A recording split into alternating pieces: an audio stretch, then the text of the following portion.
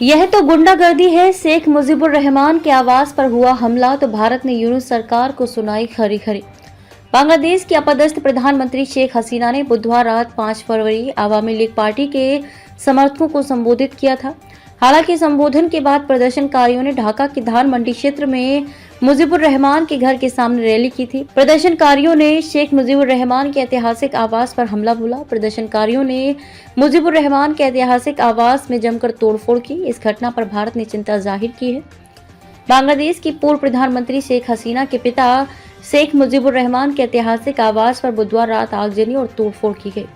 बुधवार रात को प्रदर्शनकारियों ने राजधानी के धार मंडी क्षेत्र में मुजीबुर रहमान के घर के सामने रैली की थी। ये रैली इंटरनेट मीडिया पर बुलडोजर जुलूस के आह्वान के बाद की गई। हसीना के भारत से एक ऑनलाइन संबोधन के विरोध में ये कदम उठाया गया था। इस घटना से जुड़े कई वीडियो सोशल मीडिया पर वायरल हुए हैं।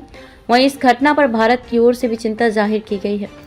मुजीबुर रहमान के आवास पर हमला बेहद निंदनीय। भारत ने इस घटना को गुंडागर्दी करार दिया है। भारत की ये प्रतिक्रिया गुरुवार शाम को आई। उससे पहले दिन में बांग्लादेश की सरकार ने ढाका में भारत के कार्यवाहक उच्चायुक्त को तलब कर देश की अपदस्थ प्रधानमंत्री शेख हसीना के वर्चुअल भाषण को लेकर अपनी आपत्ति जताई। विदेश मंत्रालय के प्रवक्ता रणधीर जायसवाल ने कहा कि ये बहुत ही दुख की बात है कि बांग्लादेश में अत्याचार और बाहरी आक्रमण के विरोध का साहसिक विरोध के प्रतीक शेख मुजीबुर रहमान के ऐतिहासिक आवास को आग के हवाले कर दिया गया। जो लोग बांग्लादेश में आज़ादी की लड़ाई के मूल्यों को समझते हैं और बांग्ला पहचान व गर्व को मानते हैं, वे बांग्लादेश की राष्ट्रीय चेतना को जागृत करने में शेख मुजीबुर रहमान के आवास के महत्व को समझते हैं।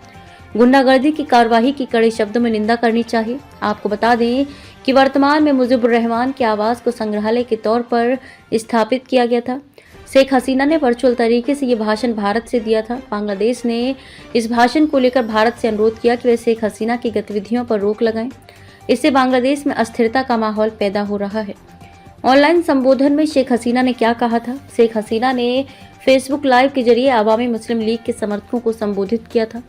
संबोधन के दौरान उन्होंने कहा कि उनकी हत्या के लिए बांग्लादेश में आंदोलन शुरू किया गया था। मोहम्मद यूनुस ने मुझे और मेरी बहन को मारने की योजना बनाई थी। शेख हसीना ने आगे कहा कि अगर अल्लाह ने मुझे इन हमलों के बावजूद भी जिंदा रखा है तो कुछ जरूर बड़ा काम करना होगा। अगर ऐसा नहीं होता है तो मैं इतनी बार मौत को मात नहीं दे पाती। उन्होंने सवाल उठाया था कि लोगों ने उनके घर को आग क्यों लगाई थी। मैं बांग्लादेश के लोगों से इंसाफ मांगती हूँ। क्या मैंने अपने मुल्क के लिए कुछ नहीं किया? हमारा इतना अपमान क्यों किया गया?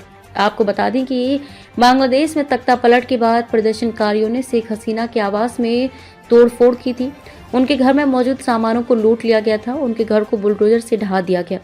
उन्होंने मोहम्मद यूनुस और उनके समर्थकों को चुनौती देते हुए कहा कि वो लोग राष्ट्रीय ध्वज संविधान को बुलडोजर से नष्ट कर सकते हैं, जिसे हमने लाखों शहीदों के जीवन की कीमत पर हासिल किया था। बुलडोजर से इतिहास नहीं मिट सकता।